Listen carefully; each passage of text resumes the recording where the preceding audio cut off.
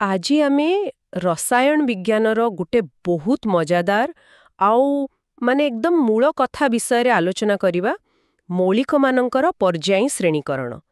ଆମ ପାଖରେ ଦଶମ ଶ୍ରେଣୀ ବହିର କିଛି ରେଫରେନ୍ସ ଅଛି। ହଁ, ଏଇଟା ବହୁତ ଇଣ୍ଟରେଷ୍ଟିଂ ଜର୍ଣ୍ଣି।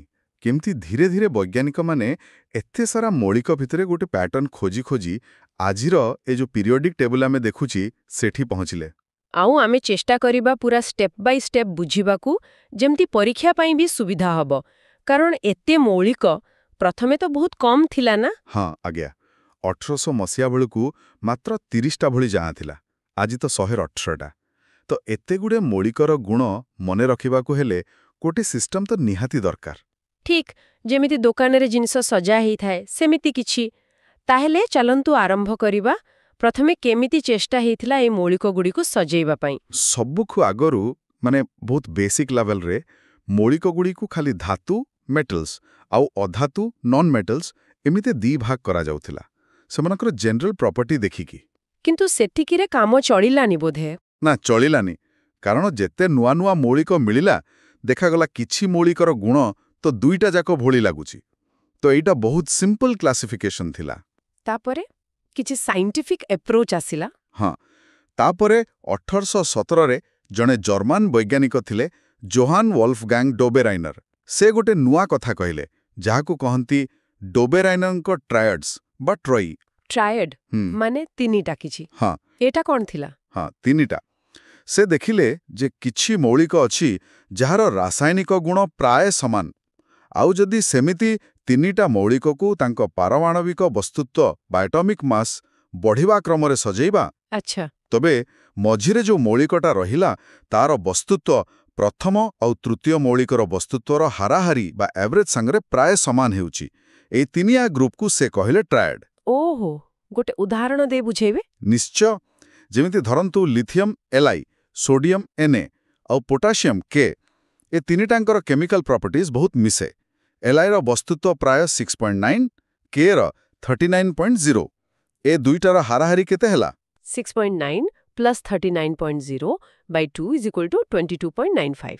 22.95। ହଁ, ଆଉ ନାର ବସ୍ତୁତ୍ୱ ହେଉଛି 23.0। ଦେଖିଲେ କେତେ ପାଖାପାଖି। ବାଃ, ଏଇଟା ତ ବଡ଼ ଇଣ୍ଟରେଷ୍ଟିଂ। ଆଉ ଗୋଟେ ଉଦାହରଣ? ଆଉ ଗୋଟେ ହେଲା କ୍ୟାଲସିୟମ୍ 40.1, ଷ୍ଟ୍ରୋନ୍ସିୟମ୍ 87.6 ଆଉ ବେରିୟମ୍ 137.3। ଏଠି ବି ଦେଖନ୍ତୁ Ca ଆଉ Baର ହାରାହାରି 40.1 plus 137.3 divided by 2 is equal to 88.7। ଏଇଟା SRର ବସ୍ତୁତ୍ୱ 87.6ର ବହୁତ ପାଖାପାଖି। ଆଚ୍ଛା, କିନ୍ତୁ ଏଇ ଯୋଉ ଟ୍ରାୟଡ୍ କଥା କହିଲେ, ଏଇଟା କ'ଣ ସବୁ ମୌଳିକ ପାଇଁ କାମ କଲା? ନା, ସେଇଠି ହିଁ ଅସୁବିଧା ହେଲା। ଡବେରାଇନର ସେତେବେଳେ ଯେତିକି ମୌଳିକ ଜଣାଥିଲା, ସେ ଭିତରୁ ଖୁବ୍ ବେଶୀରେ ମିଠି ତିନିଟା ଟ୍ରାୟଡ୍ ହିଁ ଖୋଜି ପାଇଲେ। ଆଉ ଗୋଟେ ଥିଲା କ୍ଲୋରିନ୍, ବ୍ରୋମିନ୍, ଆୟୋଡିନ୍। ବାକି ମୌଳିକ ଏ ନିୟମ ମାନୁ ନଥିଲେ। ଓହୋ, ତାହେଲେ ଏହାକୁ ଗୋଟେ ଜେନେରାଲ ରୁଲ୍ କହି ହେଲାନି? ନା, ହେଲାନି। କିନ୍ତୁ ତଥାପି ଏହା ଗୋଟେ ବଡ଼ ଷ୍ଟେପ୍ ଥିଲା। କାରଣ ପ୍ରଥମ ଥର ପାଇଁ ପାରମାଣବିକ ବସ୍ତୁତ୍ୱ ଆଉ ମୌଳିକର ଗୁଣ ଭିତରେ ଗୋଟେ ସମ୍ପର୍କ ଦେଖାଗଲା। ଡବେରାଇନର ତ ଆଗରୁ ଫାର୍ମାସି ପଢ଼ିଥିଲେ, ପରେ କେମିଷ୍ଟ୍ରି ପ୍ରଫେସର ହେଲେ। ସେ ପ୍ଲାଟିନମ୍ କେମିତି କ୍ୟାଟାଲିଷ୍ଟ ଭଳି କାମ କରେ ସେ ବିଷୟରେ ବି କାମ କରିଥିଲେ। ତାଙ୍କର ଏଇ ଟ୍ରାୟଡ୍ କାମଟା ଆଗକୁ ବାଟ ଦେଖେଇଲା। ବୁଝିଲି। ତାପରେ କିଏ ଆସିଲେ? ଡୋବେରାଇନରଙ୍କ ପରେ ଆଉ କିଛି ନୂଆ ଚେଷ୍ଟା ହେଲା? ହଁ, ତାପରେ ପ୍ରାୟ 50 ବର୍ଷ ପରେ 1866ରେ ଜଣେ ଇଂରେଜ ବୈଜ୍ଞାନିକ ଜନ୍ ନ୍ୟୁଲ୍ୟାଣ୍ଡସ୍, ସେ ବି ମୌଳିକଗୁଡ଼ିକୁ ପାରମାଣବିକ ବସ୍ତୁତ୍ୱ ବଢ଼ିବା କ୍ରମରେ ସଜେଇଲେ। ଆଚ୍ଛା, ସେ ସେତେବେଳେ ଜଣାଥିବା ମୌଳିକଗୁଡ଼ିକୁ ମାନେ ହାଇଡ୍ରୋଜେନରୁ ଆରମ୍ଭ କରି ଥୋରିୟମ୍ ପର୍ଯ୍ୟନ୍ତ 56 ନମ୍ବର ମୌଳିକ ସଜେଇଲେ ଆଉ ଗୋଟେ ପ୍ୟାଟର୍ନ ଦେଖିଲେ। କି ପ୍ୟାଟର୍ନ? ଶୁଣିଛି ସେ କୁଆଡ଼େ ସଙ୍ଗୀତ ସହ ତୁଳନା କରିଥିଲେ। ହଁ, ଏକଦମ। ସେ ଦେଖିଲେ ଯେ ଯେତେବେଳେ ଏମିତି ବସ୍ତୁତ୍ୱ କ୍ରମରେ ସଜାଯାଉଛି, ପ୍ରତି 8 ନମ୍ବର ମୌଳିକର ଗୁଣ ପୁଣି ପ୍ରଥମ ମୌଳିକର ଗୁଣ ଭଳି ହେଉଛି। ଯେମିତି ସଙ୍ଗୀତରେ 7ଟା ସ୍ୱର ପରେ ଅଷ୍ଟମ ସ୍ୱରଟା ପୁଣି ପ୍ରଥମ ସ୍ୱର ଭଳି ଶୁଭେ। ସା ବୁରେ ଗା ମା ପା ଧା ନି ପରେ ପୁଣି ସା। ହଁ ହଁ, ବୁଝିଲି। ସେଇଥିପାଇଁ ସେ ଏହାକୁ କହିଲେ ଅଷ୍ଟକ ନିୟମ ବା ଲ ଅଫ୍ ଅକ୍ଟେଭ୍ସ। ବଢ଼ିଆ ତ। ଗୋଟେ ଉଦାହରଣ ଦେବେ? ଯଦି ଆମେ ଲିଥିୟମ୍ Liକୁ 1 ନମ୍ବର ଧରିବା, ତାହେଲେ ତାଠୁ 8 ନମ୍ବରରେ ଆସୁଛି ସୋଡିୟମ୍ Na ଆଉ ଆମେ ଜାଣିଛେ Li ଆଉ Na ର ଗୁଣ ବହୁତ ସମାନ। ହଁ, ଦୁଇଟା ଯାକ ଗ୍ରୁପ 1 ରେ ଅଛନ୍ତି ଏବେ। ଠିକ୍ ସେମିତି ବେରିଲିୟମ୍ ଠାରୁ 8 ନମ୍ବରରେ ମ୍ୟାଗ୍ନେସିୟମ୍ Mg ଏ ଦୁଇଟାଙ୍କର ଗୁଣ ବି ସମାନ। ତ ପ୍ରଥମ କିଛି ହାଲକା ମୌଳିକ ପାଇଁ ଏ ନିୟମଟା ବେଶ ଭଲ କାମ କରୁଥିଲା। କିନ୍ତୁ ମୋତେ ଲାଗୁଛି ଏଥିରେ ବି କିଛି କିନ୍ତୁ ଅଛି। ଏଇଟା ବି ବେଶୀ ଚାଲିଲାନି ନା? କ'ଣ ଅସୁବିଧା ହେଲା? ହଁ, ବହୁତ ବଡ଼ ବଡ଼ ଅସୁବିଧା ଥିଲା। ପ୍ରଥମ କଥା ହେଲା ଏ ଯୋଉ ଅଷ୍ଟକ ନିୟମ, ଏଇଟା ଖାଲି ହାଲକା ମୌଳିକ, ମାନେ ବେଶୀରେ କ୍ୟାଲସିୟମ୍ ପର୍ଯ୍ୟନ୍ତ ହିଁ ଠିକ୍ଠାକ୍ ଲାଗୁ ହେଉଥିଲା। ତାପରେ ଯୋଉ ଭାରି ମୌଳିକ ଆସିଲା, ସେମାନଙ୍କ ପାଇଁ ଏ ନିୟମ ଆଉ କାମ ଦେଲାନି। ଓହୋ, ଖାଲି ସେତିକି? ତାପରେ? ଦ୍ୱିତୀୟ କଥା, ନ୍ୟୁଲ୍ୟାଣ୍ଡସ୍ ଭାବିଥିଲେ ଯେ ପ୍ରକୃତିରେ ଖାଲି 56ଟା ହିଁ ମୌଳିକ ଅଛି, ଆଉ ନୂଆ କିଛି ମିଳିବ ନାହିଁ। ଏଇଟା ତ ପୁରା ଭୁଲ ଥିଲା, କାରଣ ପରେ ତ ଆହୁରି କେତେ ମୌଳିକ ମିଳିଲା। ଆଚ୍ଛା, ଆଉ କିଛି? ଆହୁରି ଅଛି। ତୃତୀୟରେ ସେ ନିଜ ଟେବୁଲରେ ସବୁ ମୌଳିକକୁ ଫିଟ୍ କରିବାକୁ ଯାଇ କେତେକ ଜାଗାରେ ଦିଟା ମୌଳିକକୁ ଗୋଟେ ସ୍ଲଟରେ ରଖିଦେଲେ, ଯେମିତି କୋବାଲ୍ଟ ଆଉ ନିକେଲକୁ ଏକାଠି। ଆରେ, ଏମିତି ବି କଲେ? ହଁ, ଆଉ ଚତୁର୍ଥ, ସବୁଠୁ ବଡ଼ ଗଡ଼ବଡ଼ କ'ଣ କଲେ, କିଛି ପୁରା ଅଲଗା ଗୁଣର ମୌଳିକକୁ ଗୋଟେ ଗ୍ରୁପରେ ରଖିଦେଲେ। ଯେମିତି ଏଇ ଯୋଉ କୋବାଲ୍ଟ ଆଉ ନିକେଲ, ଏମାନଙ୍କୁ ସେ ଫ୍ଲୋରିନ୍, କ୍ଲୋରିନ୍, ବ୍ରୋମିନ୍ ଯୋଉ ଲାଇନରେ ଥିଲେ ସେଠି ରଖିଦେଲେ। ଏମାନେ ତ ପୁରା ଅଲଗା। ହଁ, କୋ ନାଇଁ ତ ଧାତୁ, ଆଉ FCl Br ହେଲେ ଅଧାତୁ, ହାଲୋଜେନ୍। ଏକ୍ଜାକ୍ଟଲି। ଆଉ ଆଇରନ୍, Fe, ଯାହାର ଗୁଣ କୋ ଆଉ ନିକେଲ ସାଙ୍ଗେ ବେଶ୍ ମିଶୁଛି, ତାକୁ ନେଇ କୋଉଠି ଦୂରରେ ରଖିଦେଲେ। ଏସବୁ କାରଣ ପାଇଁ ନ୍ୟୁଲ୍ୟାଣ୍ଡସ୍ଙ୍କ ଅଷ୍ଟକ ନିୟମକୁ ବିଶେଷ କେହି ମାନିଲେନି। ବୁଝିଲେ। ତେବେ ଡୋବେରାଇନ୍ ନ୍ୟୁଲ୍ୟାଣ୍ଡସ୍ ଏ ଦୁଇଟା ଚେଷ୍ଟା ପରେ ଆସିଲେ ମହାନ ବୈଜ୍ଞାନିକ ଦିମିତ୍ରି ମେଣ୍ଡେଲିଭ୍। ତାଙ୍କୁ ହିଁ ପର୍ଯ୍ୟାୟ ସାରଣୀର ମୁଖ୍ୟ କାରିଗର କୁହାଯାଏ। ସେ କ'ଣ ଏମିତି କଲେ ଯେ ଏତେ ସଫଳ ହେଲେ? ହଁ, ମେଣ୍ଡେଲିଭ୍ ଜଣେ ରୁଷିଆନ୍ ବୈଜ୍ଞାନିକ। 1859 ବେଳକୁ ସେ କାମ କରୁଥିଲେ। ସେତେବେଳକୁ ପ୍ରାୟ 63ଟା ମୌଳିକ ଜଣାଥିଲା। ତାଙ୍କର ସକ୍ସେସର ମୂଳ କାରଣ ହେଲା ସେ ଖାଲି ପାରମାଣବିକ ବସ୍ତୁତ୍ୱକୁ ଦେଖିଲେ ନାହିଁ, ସେ ମୌଳିକର ଯୋଉ ଫଣ୍ଡାମେଣ୍ଟାଲ ପ୍ରପର୍ଟିଜ୍, ବିଶେଷ କରି ରାସାୟନିକ ଗୁଣ, କେମିକାଲ ପ୍ରପର୍ଟିଜକୁ ବହୁତ ଗୁରୁତ୍ୱ ଦେଲେ। ରାସାୟନିକ ଗୁଣ ମାନେ ଗୋଟେ ମୌଳିକ କେମିତି ଅନ୍ୟ ମୌଳିକ ସହ ରିଆକ୍ସନ୍ କରୁଛି। ସେ ବିଶେଷ କରି ଦେଖିଲେ ମୌଳିକଗୁଡ଼ିକ ଅମ୍ଳଜାନ ଆଉ ଉଦ୍ଦଜାନ ସାଙ୍ଗେ ମିଶିକି ପ୍ରକାର ଯୌଗିକ ତିଆରି କରୁଛନ୍ତି, ମାନେ କିଭଳି ଅକ୍ସାଇଡ୍ସ ଆଉ ହାଇଡ୍ରେଟ୍ସ ବନାଉଛନ୍ତି। କିନ୍ତୁ ଅକ୍ସିଜେନ୍ ଆଉ ହାଇଡ୍ରୋଜେନ୍କୁ କାହିଁକି ବାଛିଲେ? କାରଣ ଏଇ ଦୁଇଟା ବହୁତ ରିଆକ୍ଟିଭ୍। ପ୍ରାୟ ସବୁ ମୌଳିକ ସାଙ୍ଗେ ଏମାନେ ଯୌଗିକ ତିଆରି କରନ୍ତି। ତ ଏମାନଙ୍କ ସହ ରିଆକ୍ସନରୁ ମୌଳିକର କେମିକାଲ ବିହେଭିୟର ବିଷୟରେ ଗୋଟେ ଭଲ ଆଇଡିଆ ମିଳିଯାଉଥିଲା। ମେଣ୍ଡେଲିଭ୍ କ'ଣ କଲେ, ପ୍ରତି ମୌଳିକ ପାଇଁ ଗୋଟେ ଗୋଟେ କାର୍ଡ ନେଲେ, ସେଥିରେ ତାର ବସ୍ତୁତ୍ୱ, ତାର ଗୁଣ, ତାର ଅକ୍ସାଇଡ୍ ହାଇଡ୍ରାଇଡ୍ର ଫର୍ମୁଲା ଏସବୁ ଲେଖିଲେ। ଆଚ୍ଛା, କାର୍ଡ ସବୁ ତିଆରି କଲେ। ତାପରେ ସେଇ କାର୍ଡଗୁଡ଼ିକୁ ସଜେଇଲେ। ଯୋଉ ମୌଳିକଗୁଡ଼ିକର ଗୁଣ ସମାନ, ସେମାନଙ୍କ କାର୍ଡକୁ ଏକାଠି ରଖିଲେ ଆଉ ପାରମାଣବିକ ବସ୍ତୁତ୍ୱ ବଢ଼ାଇବା କ୍ରମରେ ସଜେଇଲେ। ଏଇ ପ୍ରୋସେସରୁ ହିଁ ତାଙ୍କର ସେ ଫେମସ୍ ପର୍ଯ୍ୟାୟ ନିୟମ ଆସିଲା। ହଁ, ସେ ଏଇ ସଜେଇବା ବେଳେ ଦେଖିଲେ ଯେ ମୌଳିକଗୁଡ଼ିକୁ ଯେତେବେଳେ ପାରମାଣବିକ ବସ୍ତୁତ୍ୱ ବଢ଼ିବା କ୍ରମରେ ସଜାଯାଉଛି, ସେମାନଙ୍କର ଗୁଣ ଗୋଟେ ନିୟମିତ ବ୍ୟବଧାନର ପୁଣି ରିପିଟ୍ ହେଉଛି, ପିରିୟଡ଼ିକ୍ ରିପିଟିସନ୍। ଏଇଠୁ ସେ ନିୟମ ଦେଲେ ମୌଳିକମାନଙ୍କର ଧର୍ମ ସେମାନଙ୍କର ପାରମାଣବିକ ବସ୍ତୁତ୍ୱର ପର୍ଯ୍ୟାୟ ଫଳନା, ମାନେ properties R periodic function of their atomic masses. ଆଉ ତାଙ୍କ ଟେବୁଲରେ ସେ ଯୋଉ ସ୍ତମ୍ଭ, କଲମ ଆଉ ଧାଡ଼ି ରୋ ବନେଇଲେ। ହଁ, ସେ ସ୍ତମ୍ଭଗୁଡ଼ିକୁ କହିଲେ ଗ୍ରୁପ୍ ଆଉ ଧାଡ଼ିଗୁଡ଼ିକୁ କହିଲେ ପିରିୟଡ଼। ଏଇଟା ହିଁ ମେଣ୍ଡେଲିଭ୍ଙ୍କ ପର୍ଯ୍ୟାୟ ସାରଣୀର ମୂଳଦୁଆ। ଠିକ୍ ଅଛି, କିନ୍ତୁ ତାଙ୍କୁ ଏତେ ମହାନ କାହିଁକି କୁହାଯାଏ? ତାଙ୍କ ସାରଣୀର ସବୁଠୁ ବଡ଼ ସଫଳତା କ'ଣ ଥିଲା? ତାଙ୍କର ସଫଳତା ଅନେକ, କିନ୍ତୁ ଦିଟା କଥା ତାଙ୍କୁ ପୁରା ଅଲଗା କରିଦେଲା। ପ୍ରଥମ କଥା, ସେ କେମିକାଲ ପ୍ରପର୍ଟିଜକୁ ଏତେ ଇମ୍ପୋର୍ଟାନ୍ସ ଦେଲେ ଯେ କେତେକ ଜାଗାରେ ସେ ରୁଲ୍କୁ ବି ଟିକେ ବେଣ୍ଡ କଲେ। ଯୋଉଠି ଗୁଣ ମିଶେଇବା ପାଇଁ ଦରକାର ପଡ଼ିଲା, ସେଠି ସେ ଅଧିକ ବସ୍ତୁତ୍ୱ ଥିବା ମୌଳିକକୁ ବି କମ୍ ବସ୍ତୁତ୍ୱ ଥିବା ମୌଳିକ ଆଗରୁ ରଖିଦେଲେ।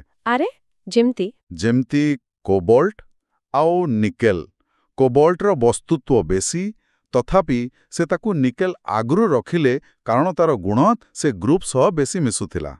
ଓହୋ, ଏଟା ତ ବଡ଼ ବୋଲ୍ଡ ଷ୍ଟେପ୍ ଥିଲା। ଆଉ ଦ୍ୱିତୀୟ କଥା? ଆଉ ଦ୍ୱିତୀୟଟା ତ ଆହୁରି ଆଶ୍ଚର୍ଯ୍ୟଜନକ। ସେ ନିଜ ସାରଣୀରେ କିଛି ଜାଗା ପୁରା ଖାଲି ଛାଡ଼ିଦେଲେ। ଖାଲି ଜାଗା? କାହିଁକି?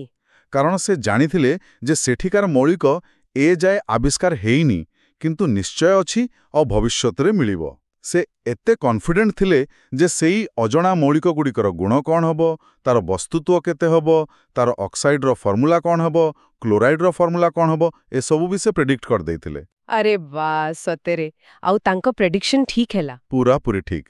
ସେଇ ଅଜଣା ମୌଳିକଙ୍କୁ ନାଁ ଦେବା ପାଇଁ ତାଙ୍କ ଗ୍ରୁପର ଆଗ ମୌଳିକର ନାଁ ଆଗରେ ସଂସ୍କୃତ ଶବ୍ଦ ଏକ ଲଗେଇଦେଲେ। ଯେମିତି ଏକ ବରନ୍, ଏକ ଆଲୁମିନିୟମ୍, ଏକ ସିଲିକନ୍। ଆଚ୍ଛା।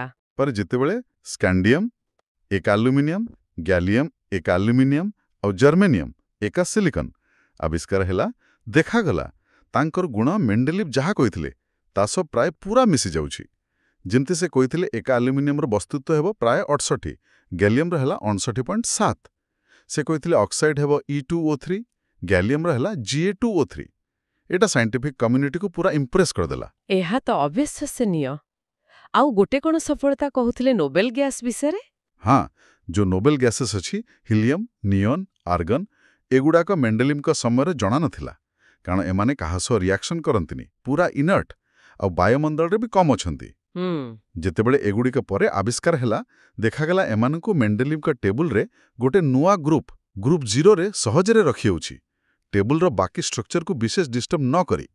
ଏଇଟା ବି ତାଙ୍କ ଟେବୁଲର ଫ୍ଲେକ୍ସିବିଲିଟି ଆଉ ଦୂରଦୃଷ୍ଟି ଦେଖେଇଲା। ବାଃ, ମାନେ ମେଣ୍ଡେଲିଭ୍ଙ୍କ କାମ ବାସ୍ତବରେ ଯୁଗାନ୍ତକାରୀ ଥିଲା। କିନ୍ତୁ ସବୁ ଭଲ ଜିନିଷରେ ଯେମିତି କିଛି ଲିମିଟେସନ୍ ଥାଏ, ତାଙ୍କ ସାରଣୀ ବି କ'ଣ ପୁରା ପରଫେକ୍ଟ ଥିଲା, ନା କିଛି ସମସ୍ୟା ରହିଯାଇଥିଲା? ନା, ପୁରା ପରଫେକ୍ଟ ନଥିଲା। କିଛି ବଡ଼ ସମସ୍ୟା ଥିଲା, ଯାହା ପାଇଁ ପରେ ଆଉ ଗୋଟେ ପରିବର୍ତ୍ତନ ଦରକାର ପଡ଼ିଲା। ମୁଖ୍ୟତଃ 3ଟା ସମସ୍ୟା। କ'ଣ କ'ଣ? ପ୍ରଥମ ହେଲା ଉଦାଜାନ ବା ହାଇଡ୍ରୋଜେନର ସ୍ଥାନ। ହାଇଡ୍ରୋଜେନର ଗୁଣ ବଡ଼ ଅଦ୍ଭୁତ। ସେ ଗ୍ରୁପ୍ 1ର ଯୋଉ କ୍ଷାରୀୟ ଧାତୁ ଆଲକାଲି ମେଟାଲ୍ସ ଲାଇକ୍ ଲି, Na, K ଅଛନ୍ତି, ତାଙ୍କ ଭଳି ବି ବ୍ୟବହାର କରେ।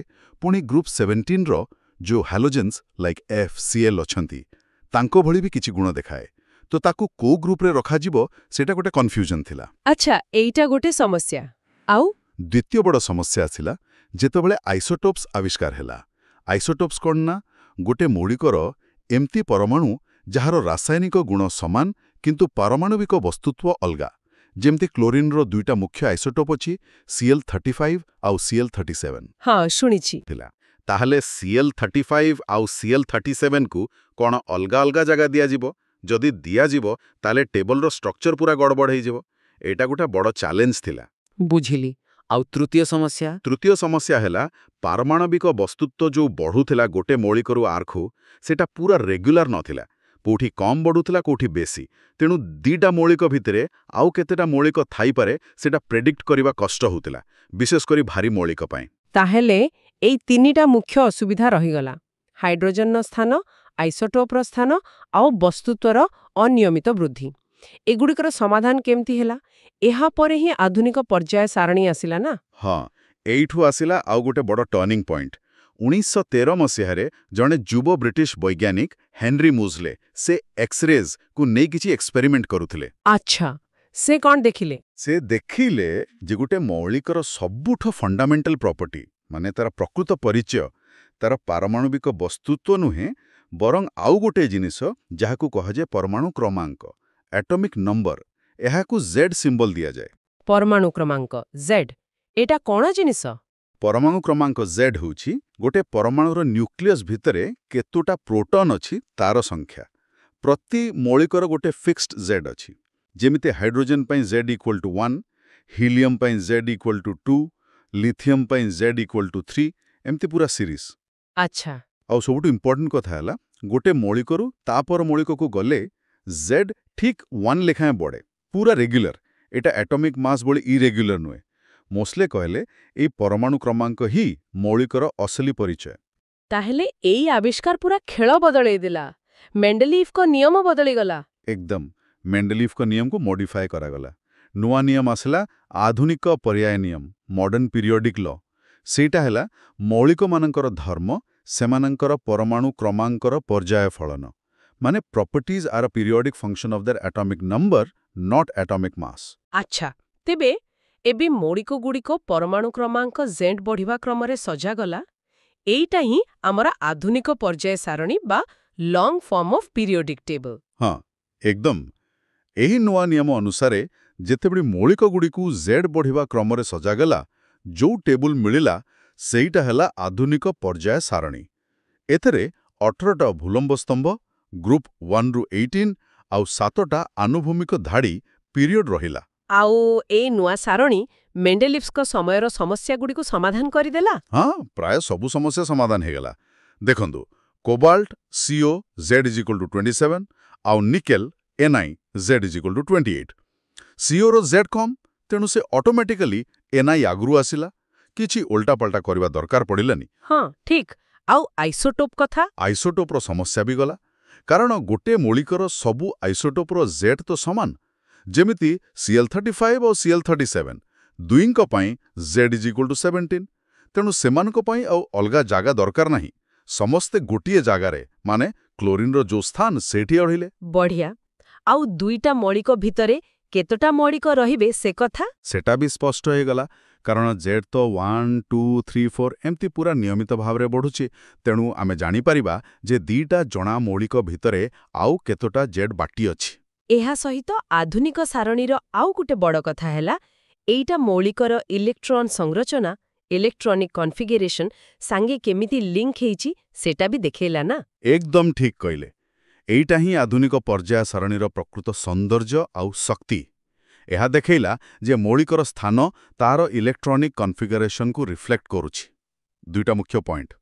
ପ୍ରଥମ, ଗୋଟିଏ ଗ୍ରୁପରେ, ମାନେ ଗୋଟିଏ ଭୂଲମ୍ବ ସ୍ତମ୍ଭରେ ଯେତେ ବି ମୌଳିକ ଅଛନ୍ତି, ସମସ୍ତଙ୍କର ବାହ୍ୟତମ କକ୍ଷରେ, ଆଉଟରମୋଷ୍ଟ ସେଲ୍, ସମାନ ସଂଖ୍ୟକ ସଂଯୋଜକ ଇଲେକ୍ଟ୍ରନ୍ସ, ଭ୍ୟାଲେନ୍ସ ଇଲେକ୍ଟ୍ରନ୍ସ ଥାଏ।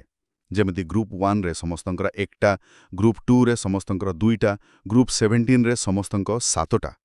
ଏଥିପାଇଁ ତ ଗୋଟିଏ ଗ୍ରୁପର ମୌଳିକଙ୍କ କେମିକାଲ ପ୍ରପର୍ଟିଜ୍ ଏତେ ସମାନ ହୁଏ। ଆଚ୍ଛା, ଆଉ ଦ୍ୱିତୀୟ ପଏଣ୍ଟ? ଦ୍ୱିତୀୟ, ଗୋଟିଏ ପିରିୟଡରେ, ମାନେ ଗୋଟିଏ ଆନୁଭୂମିକ ଧାଡ଼ିରେ ଯେତେ ବି ମୌଳିକ ଅଛନ୍ତି, ସମସ୍ତଙ୍କ ପାଖରେ ସମାନ ସଂଖ୍ୟକ ଇଲେକ୍ଟ୍ରନ୍ କକ୍ଷ ଥାଏ। ଯେମିତି ତୃତୀୟ ପିରିୟଡରେ NAରୁ R ପର୍ଯ୍ୟନ୍ତ ସମସ୍ତଙ୍କ ପାଖରେ 3ଟା ସେଲ୍ KLM ଥାଏ। ଆଉ ପିରିୟଡରେ ବାମରୁ ଡାହାଣକୁ ଗଲେ ସେଇ ବାହ୍ୟତମ କକ୍ଷରେ ଗୋଟେ ଗୋଟେ ଇଲେକ୍ଟ୍ରନ୍ ବଢ଼ି ବଢ଼ିଯାଏ। ବାଃ, ଏଇଟା ତ ପୁରା ଷ୍ଟ୍ରକ୍ଚରକୁ ବୁଝେଇ ଦଉଛି। କିନ୍ତୁ ସେ ଯୋଉ ହାଇଡ୍ରୋଜେନର ପୋଜିସନ୍ କଥା ଥିଲା, ସେଟା କ'ଣ ଏବେ ବି ବିବାଦୀୟ? ହଁ, କିଛିଟା ଏବେ ବି ଅଛି, କାରଣ ତାର ଗୁଣ ଦୁଇ ପ୍ରକାର। କିନ୍ତୁ ତାର ଇଲେକ୍ଟ୍ରନିକ୍ କନଫିଗୁରେସନ୍ ହେଲା 1s1, ମାନେ ଗୋଟିଏ ଭ୍ୟାଲେନ୍ସ ଇଲେକ୍ଟ୍ରନ୍। ସେଇଟା ଗ୍ରୁପ୍ 1 ସହ ମିଶୁଛି। ସେଥିପାଇଁ ସାଧାରଣତଃ ତାକୁ ଗ୍ରୁପ୍ 1ର ଉପରେ ରଖାଯାଏ। ତଥାପି ତାର ପୋଜିସନ୍ ଟିକେ ୟୁନିକ୍। ବହୁତ ଭଲ ଭାବରେ ବୁଝିହେଲା ପୁରା କ୍ରମ ବିକାଶଟା।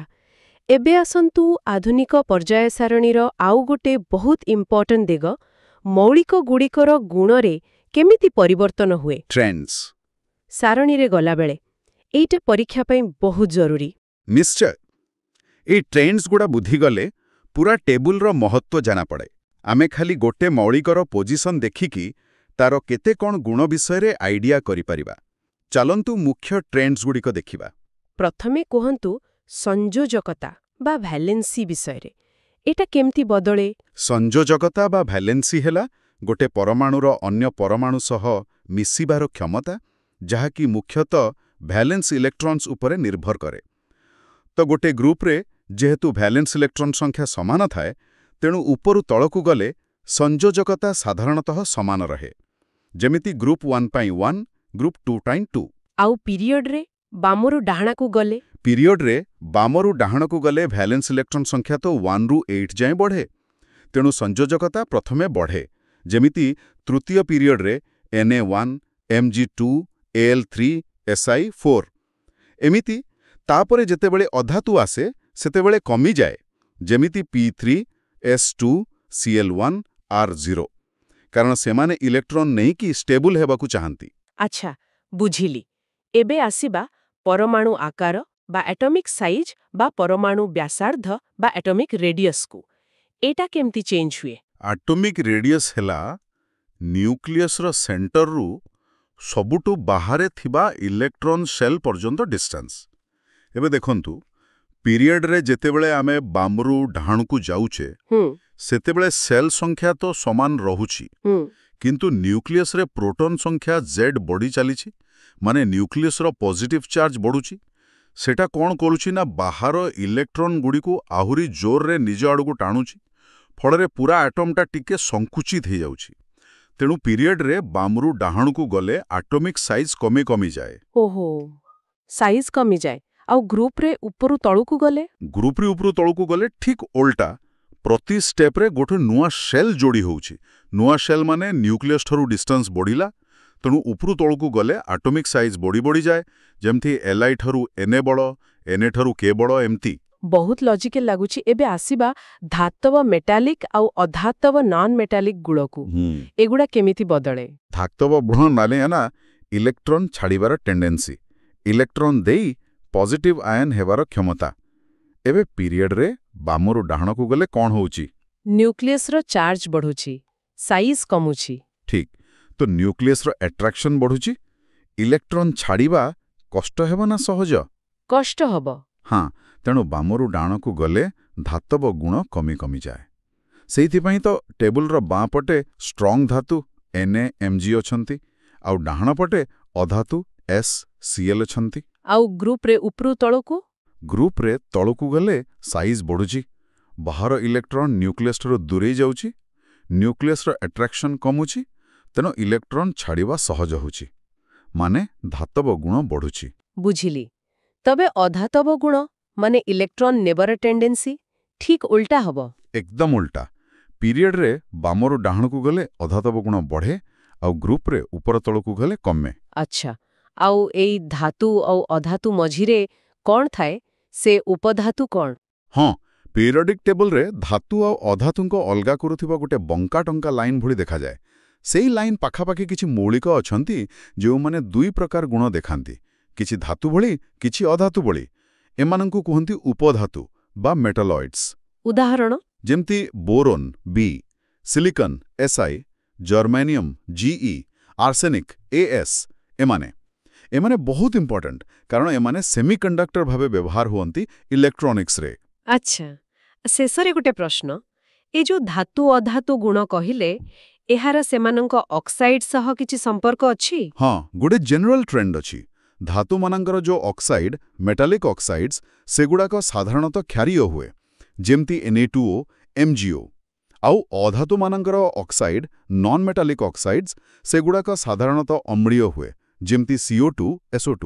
ମାନେ ପିରିୟଡ଼ରେ ବାମରୁ ଡାହାଣକୁ ଗଲେ ଅକ୍ସାଇଡ୍ ବେସିକ୍ରୁ ଏସିଡିକ୍ ହେଇଯାଏ। ହଁ, ମୋଟାମୋଟି ଭାବେ ସେମିତି ହିଁ ହୁଏ। ବାଃ, ପୁରା ପର୍ଯ୍ୟାୟ ସାରଣୀଟା ଏବେ ଗୋଟେ ରୋଡ୍ ମ୍ୟାପ୍ ଭଳି ଲାଗୁଛି। ଏଇ ଟ୍ରେଣ୍ଡସଗୁଡ଼ା ଜାଣିଗଲେ ତ ମୌଳିକର ଗୁଣ ମନେ ରଖିବା ଆଉ ପ୍ରେଡିକ୍ଟ କରିବା ବହୁତ ସହଜ ହେଇଯିବ। ନିଶ୍ଚିତ ଭାବେ। ଏଇଟା ଖାଲି ଗୋଟେ ଲିଷ୍ଟ ନୁହେଁ, ଏଇଟା କେମିଷ୍ଟ୍ରିର ଗୋଟେ ଶକ୍ତିଶାଳୀ ଟୁଲ୍। କାରଣ ଏହା ଦେଖଉଛି କେମିତି ଇଲେକ୍ଟ୍ରନ୍ ଷ୍ଟ୍ରକ୍ଚର ହିଁ ସବୁ ପ୍ରପର୍ଟିକୁ କଣ୍ଟ୍ରୋଲ କରୁଛି, ଆଉ କେମିତି ସେ ପ୍ରପର୍ଟିଗୁଡ଼ା Z ବଢ଼ିବା ସାଙ୍ଗେ ସାଙ୍ଗେ ପ୍ରେଡିକ୍ଟେବୁଲ ଭାବେ ବଦଳୁଛି। ତାହେଲେ ଆଜିର ଆଲୋଚନାରେ ଆମେ ପୁରା ଯାତ୍ରାଟା ଦେଖିଲେ। କେମିତି ଡୋବେରାଇନରଙ୍କ ଟ୍ରାଏଡ୍ସ, ନ୍ୟୁଲ୍ୟାଣ୍ଡ୍ସଙ୍କ ଅଷ୍ଟକ ନିୟମ ଭଳି ପ୍ରାରମ୍ଭିକ ଚେଷ୍ଟା ପରେ ମେଣ୍ଡେଲିଭ୍ ଆସିଲେ, ଯିଏ ବସ୍ତୁତ୍ୱ ସହ ଗୁଣକୁ ଯୋଡ଼ିଲେ, ଆଉ ସାହସର ସହ ଭବିଷ୍ୟବାଣୀ ବି କଲେ। ଆଉ ଶେଷରେ ମୋସ୍ଲେଙ୍କ ପରମାଣୁ କ୍ରମାଙ୍କ ଆବିଷ୍କାର ଆଧୁନିକ ପର୍ଯ୍ୟାୟ ସାରଣୀର ମୂଳଦୁଆ ପକେଇଲା, ଯାହାକି ଇଲେକ୍ଟ୍ରନ୍ ଷ୍ଟ୍ରକ୍ଚର ଉପରେ ଆଧାରିତ ଆଉ ଆମକୁ ମୌଳିକର ଗୁଣ ବୁଝିବାରେ ଏତେ ସାହାଯ୍ୟ କରୁଛି। ହଁ, ଏଇ ପୁରା କାହାଣୀଟା ସାଇଣ୍ଟିଫିକ୍ ଥିଙ୍କିଂ କେମିତି ଡେଭଲପ୍ ହୁଏ ତାର ଗୋଟେ ବଢ଼ିଆ ଉଦାହରଣ। ଅବଜରଭେସନ୍, ହାଇପୋଥିସିସ୍, ଟେଷ୍ଟିଂ, ଫାଇଣ୍ଡିଂ ଏରର୍ସ, ମଡିଫାଇଂ, ଏମିତି ଭାବେ ଆମର ଅଣ୍ଡରଷ୍ଟାଣ୍ଡିଂ ବଢ଼ି ବଢ଼ିଯାଏ। ଏକଦମ। ଶେଷରେ ଗୋଟେ ପ୍ରଶ୍ନ ମନକୁ ଆସୁଛି, ଶ୍ରୋତାମାନେ ବି ଭାବିପାରିବେ। ଆମେ ଦେଖିଲେ ଆଟମିକ୍ ମାସ୍ରୁ ଆଟମିକ୍ ନମ୍ବରକୁ ଯିବା ଗୋଟେ ବଡ଼ ଶିଫ୍ଟ ଥିଲା। ଏବେ ଯେତେବେଳେ ବୈଜ୍ଞାନିକମାନେ ଆହୁରି ଭାରୀ କୃତ୍ରିମ ମୌଳିକ, ସୁପର ହେଭି ଏଲିମେଣ୍ଟସ୍ G118ରୁ ବି ବେଶୀ ବନଉଛନ୍ତି। ହଁ, ସେଇ ସୁପର ହେଭି ଏଲିମେଣ୍ଟସ୍ମାନଙ୍କ କ୍ଷେତ୍ରରେ ଯୋଉଠି ନ୍ୟୁକ୍ଲିୟସ୍ ଏତେ ବଡ଼ ଆଉ ଇଲେକ୍ଟ୍ରନ୍ ଗୁଡ଼ାକ ଏତେ ଜୋରରେ ବୁଲୁଥାନ୍ତି, ସେଠି କ'ଣ ଏଇ ରିଲେଟିଭିଷ୍ଟିକ୍ ଇଫେକ୍ଟସ୍ କିମ୍ବା ନ୍ୟୁକ୍ଲିୟସ୍ର ନିଜର ଅନଷ୍ଟେବିଲିଟି ଏତେ ଇମ୍ପୋର୍ଟାଣ୍ଟ ହେଇଯିବ ଯେ ଖାଲି ଆଟମିକ୍ ନମ୍ବର Z ଆଉ ଯଥେଷ୍ଟ ହେବନି ସେମାନଙ୍କୁ କ୍ଲାସିଫାଇ କରିବା ପାଇଁ? ଭବିଷ୍ୟତରେ ଏ ପିରିୟଡିକ୍ ଟେବୁଲକୁ ଆହୁରି ଏକ୍ସପ୍ୟାଣ୍ଡ କରିବା ପାଇଁ କ'ଣ କିଛି ନୂଆ ପ୍ରିନ୍ସିପଲ୍ ବା ପ୍ରପର୍ଟି ଦରକାର ପଡ଼ିପାରେ? ଏଇଟା ବହୁତ ଭଲ ପ୍ରଶ୍ନ, ଆଉ ଏହା ଉପରେ ରିସର୍ଚ୍ଚ ବି ଚାଲିଛି। ସୁପର ହେଭି ଏଲିମେଣ୍ଟସ୍ ମାନଙ୍କର ବିହେଭିୟର କିଛିଟା ଅଲଗା ହେଇପାରେ ବୋଲି ଅନୁମାନ କରାଯାଉଛି। ହୁଏତ ଭବିଷ୍ୟତରେ ଆମକୁ ପିରିୟଡିକ୍ ଟେବୁଲକୁ ଆଉ କିଛି ନୂଆ ଡାଇମେନ୍ସନରୁ ଦେଖିବାକୁ ପଡ଼ିପାରେ। ସମୟ କହିବ। ନିଶ୍ଚୟ ଏହା ଏକ ଭାବିବା ପାଇଁ ଭଲ ବିଷୟ। ଆଜିର ଆଲୋଚନା ପାଇଁ ଆପଣଙ୍କୁ ବହୁତ ଧନ୍ୟବାଦ। ଧନ୍ୟବାଦ।